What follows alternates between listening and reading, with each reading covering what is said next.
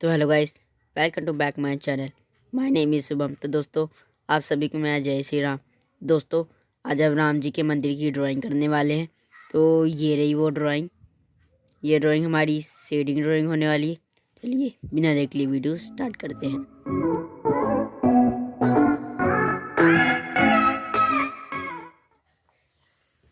तो गाइस, जैसा कि आप देख सकते हैं, मैंने यहाँ पे पहले से ही ग्रिड बना रखा है। मैंने जिस पेज का यूज़ किया है वो पेज का नाम है आइवरी सीट और ये A3 साइज़ है। हमारा एक बॉक्स 25 mm का है। चलिए बिना देर के लिए आउटलाइन करते हैं।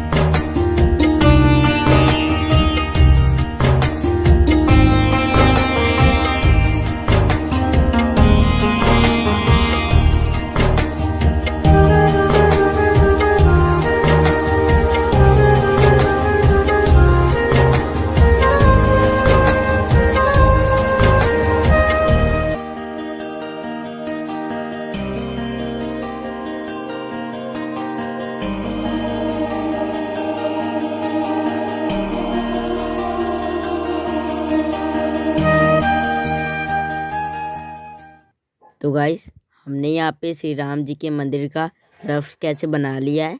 चलिए अब हम इनमें डिटेलिंग करेंगे। चलिए बिना देर के लिए ड्राइंग करते हैं।